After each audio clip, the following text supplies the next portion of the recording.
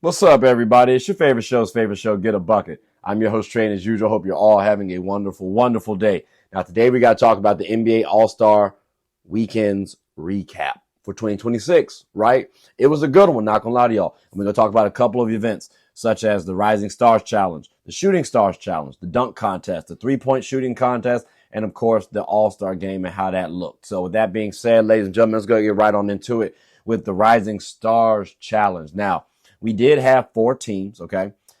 Team Melo versus Team Austin in the first round. Team Vince Carter versus Team Mac in the second round. So, they pit the cousins against one another. And then we had the winners of those two matches go up against each other for the championship game. So, to be clear, Melo's team did beat Austin Rivers, okay? And Austin Rivers had the G League team. And then Vince Carter's team beats T-Mac's team. Now, Vince's team ends up beating Melo's team on a buzzer beater. Well, not technically a buzzer beater, but they had VJ Edgecombe, who was, by the way, the MVP of the Rising Stars Challenge. He had 17 in the first game and then 6 in the second in the championship game. And, well, his last two buckets were, in fact, 2 free throws.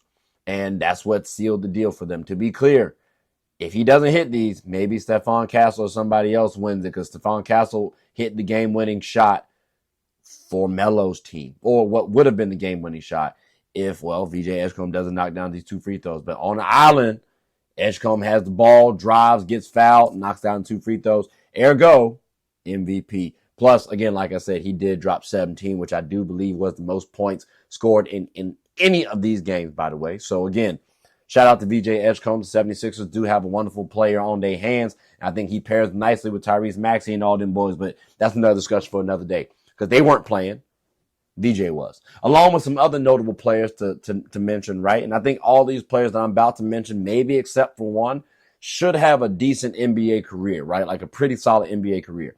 Now, we got Stephon Castle. We already knew he was going to be solid. Dylan Harper, who, by the way, did get the game-winning bucket on his brother in game 1, by the way. He got a bucket over Ron Harper Jr. like you do at the backyard, right? Well, he was up there, too, doing his thing. Carter Bryant looked good.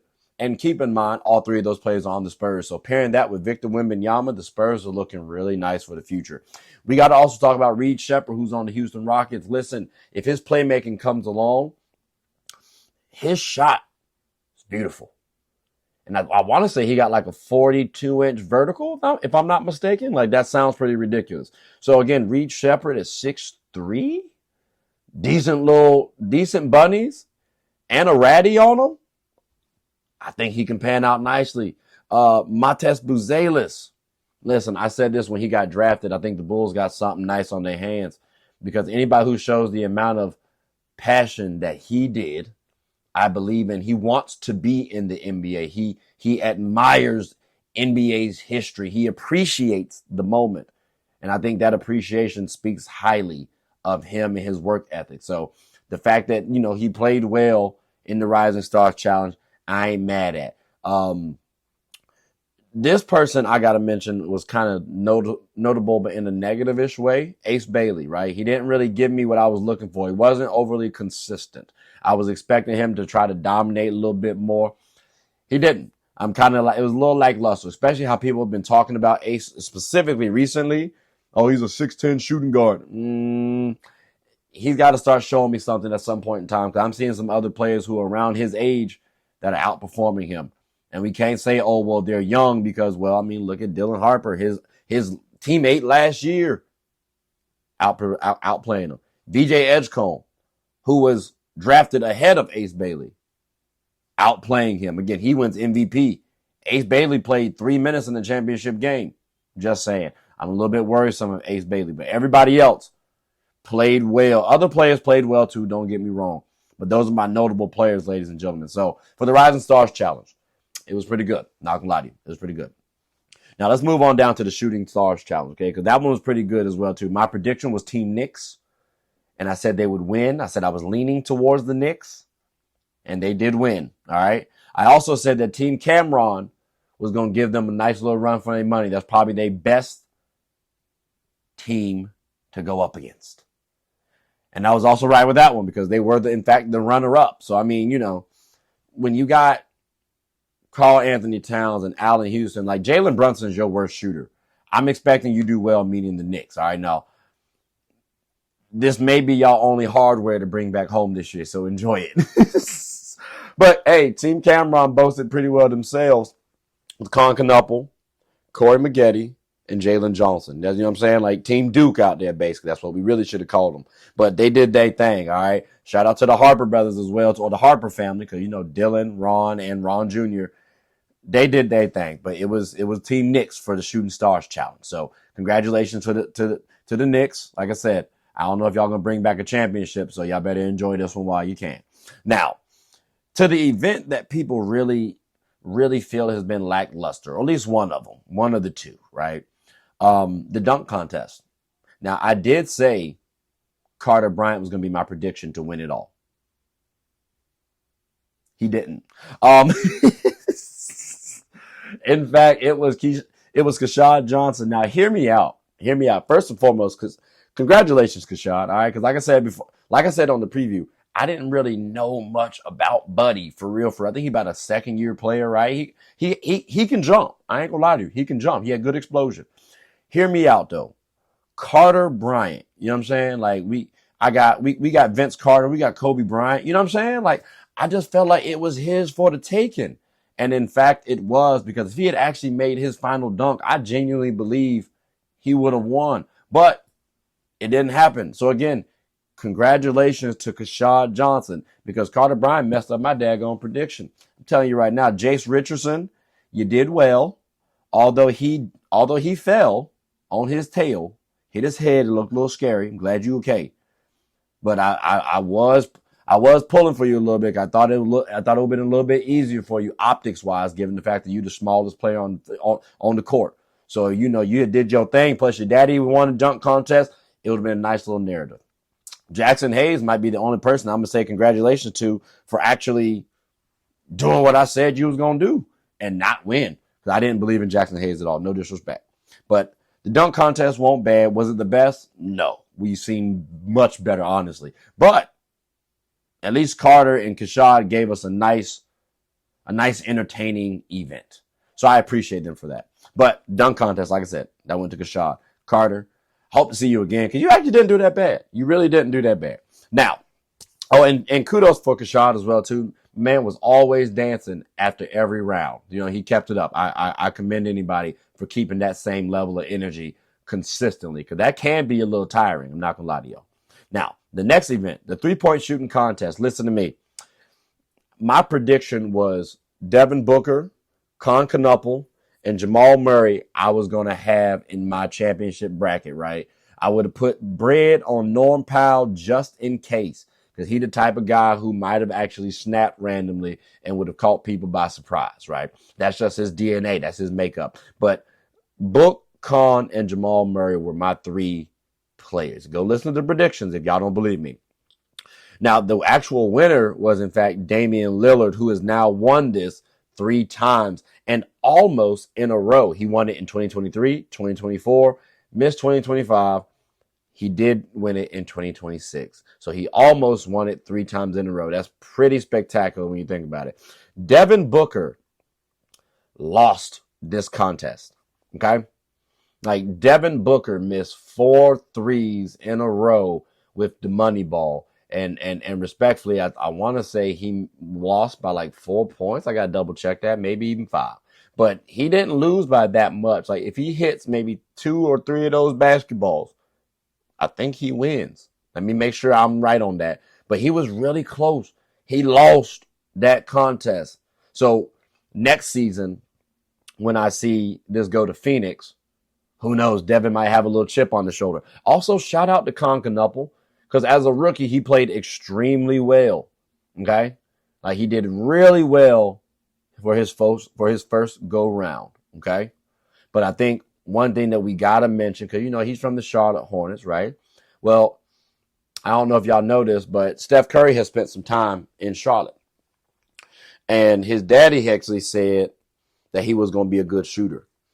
Now, Steph Curry came into the league and he was shooting that thing, right? So at the end of this 3-point contest, Steph Curry said he will be participating in 2027's 3-point shooting contest. And to be clear, Steph Curry has also won this multiple times, 2015 and 2021. So if he wins it next year, which by this math, he wins it every 6 years. Correct me if I'm wrong, but 2021 to 2027 is in fact 6 years. Now, Devin Booker is hosting the event, so does he win it on his home court? I don't know. We'll find out. But Steph Curry off history, and he's motivated because Damian Lillard also has 3 of them things too. And Damian Lillard's not the only person to win it 3 times in a row. So can Steph Curry, the greatest shooter that we've seen, can he become the 3rd 3-point contestant to win it 3 times? We'll wait to find out. But I'm telling you right now, right now, come 2020 for 2026, I'm expecting Devin Booker and Steph Curry to headline the championship round next season. So pay attention to that. So that is a little exciting. And don't let us get Klay Thompson. Because I think Klay, Steph, and Devin Booker, that could be pretty smooth. I'm not going to lie to y'all. I understand Damian Lillard could be in the thick of things too. Knueppel as well. Con got some time. No disrespect, Con. You know you my boy. We from Duke. I get it. Dame, you 3-time champ. I understand it respectfully. We're going to slide everybody over because I want to see Steph, D-Book, and Klay Thompson because they arguably have the 3 prettiest forms in the NBA. So, but the 3-point contest was good. I thought it was smooth. And like I said, shout out to Damian Lillard for winning it 3 times almost in a row, 2023, 2024, and 2026. Now, the event that we got to talk about that I think y'all been waiting to hear, the All-Star game. Ladies and gentlemen, it looked competitive, okay? And I think we got to point out and call out who set the tone. As Anthony Edwards said, Wemby started it off.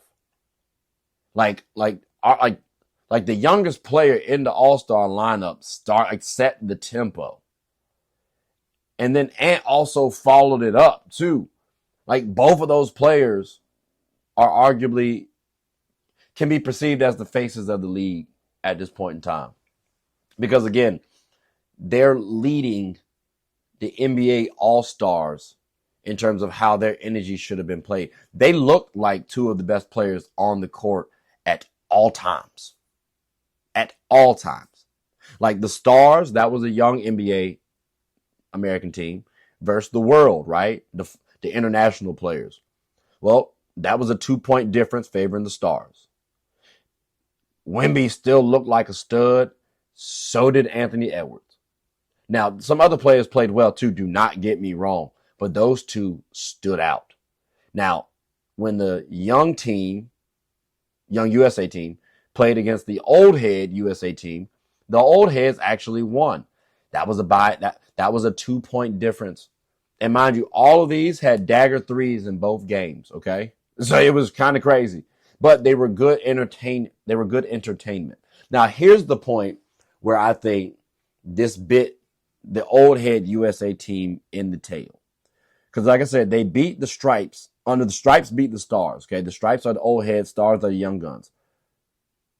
After that, they play the world team who had a chip on their shoulder after losing to the Stars, right?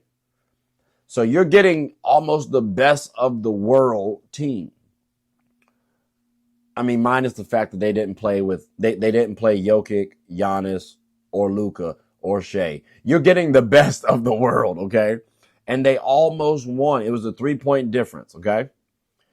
Here's why I think it bit the old heads in the tail. Because you now have to play 3 games back to back. One against the Stars, which that was a 2-point game. That was close. Then you have another one, which was relatively close, against the world. And they were hungry because Wemby was trying to go off. And respectfully, if Kawhi Leonard does not drop 31 points in that game, I think the world actually, in fact, wins the game. Like that's just my personal opinion. And again, this is without Jokic, Shea, Luka, or Giannis. So, I mean, it could have been kind of interesting how it panned out. The reason why I say it bit the old heads in the tail, because they looked like they didn't have that much energy when they had to play the Stars again. Like, it was pure BTA. That's belt to ass, okay? It was a 47-21 game. And remember, we're playing 12-minute quarters, all right?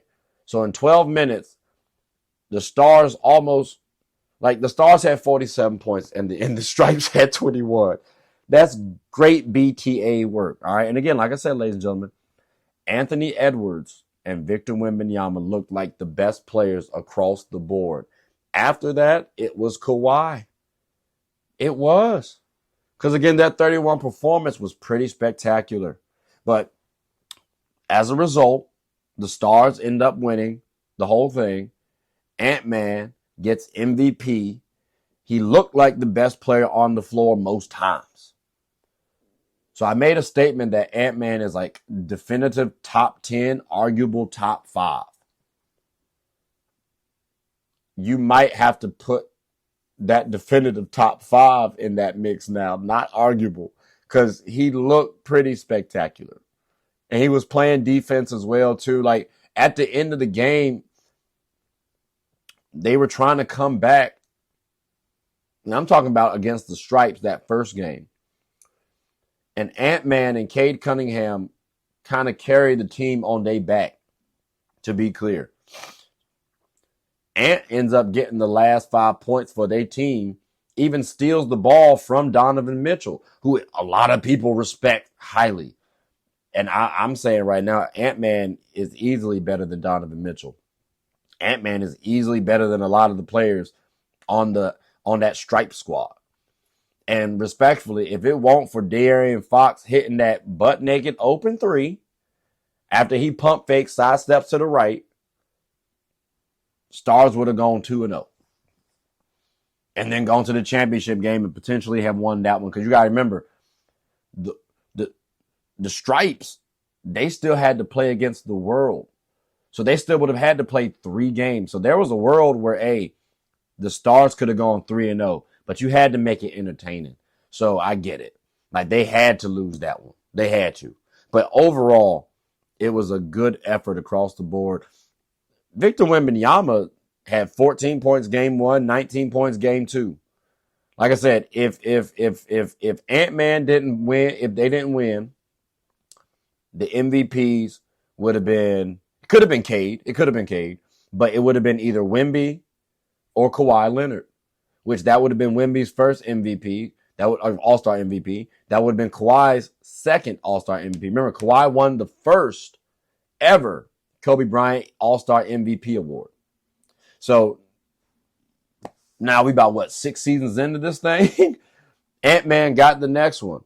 I'm very curious who wins the 8th one as I think about it. That will be a nice one. I'm not going to lie to you. But ladies and gentlemen, the reason why I said this looked competitive is because, again, and Wemby set the tone with his aggression and recognized it and said, no, we got to win this, and showed up as well too.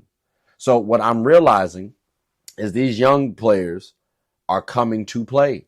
How will that make the old heads adjust? Because the old heads during Bron's reign, right? During LeBron James's reign, because a lot of people try to say that he was the best player during this era. You could say Kevin Durant, you could say Steph Curry, but during those players' eras, we have definitely dipped in terms of play.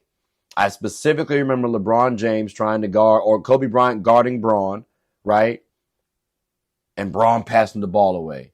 He shied away from the moment. These young players didn't do that at all. So I'm loving the fact that these new players, these young guns, are not scared and they're ready to live up to the moment. So that's the reason why the All-Star game has looked more competitive. It's because of the players, their energy, their belief in the actual game to give people the talent, to give people the product that we deserve. I look forward to seeing what next year's looks like, especially when you got more healthy players coming back. Like Jason Tatum, what team would he be on? I'm very curious. What would the world look like with Giannis and Luka and Shea and Jokic?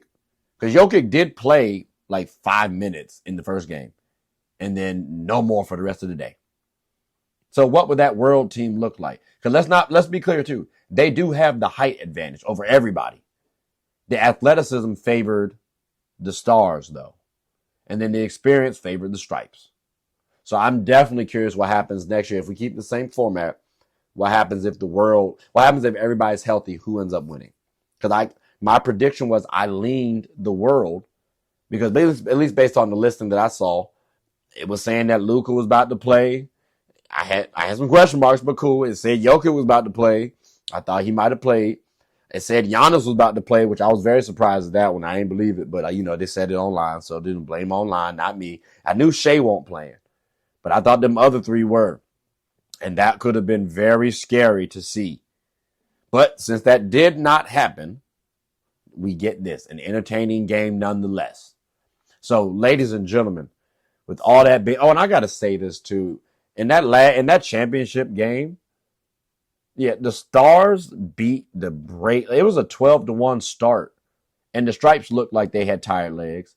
Then you start coming back, it goes 18-9, and then after that, it goes 26-9. Like, that was kind of tough. Like I said, Stars looked like the Stars, and Stripes looked like they were just some old Stripes. But next year should be entertaining, because I think now the Stripes got a chip on their shoulder. And also no Steph Curry, so what happens if he's injury-free? That'll be cool. That would be cool to see. But they could have lost too if Kawhi didn't have his 31-point game. So I'm very interested to see what happens next season. But ladies and gentlemen, boys and girls, this does conclude the end of the episode. So a decent amount of my predictions were all right. They were on point. I had a couple people that just lost me the ball. It is what it is, like tip of the cap to everybody though. The All-Star weekend was not bad. I'll say that. It was not bad. This should be classified as entertaining. But ladies and gentlemen, I want to hear from you all what your thoughts were. Did you believe that the All-Star game was in fact entertaining? Did you believe that you would pay money to see this same thing next season? I'm curious. Leave your thoughts and comments below. But ladies and gentlemen, boys and girls, that does conclude the end of the episode. So like I said, I hope you all enjoyed the NBA All-Star Weekend as well as the show. My name is Trey. I'm the host of Get a Bucket. I hope you are all having a good one. Take care.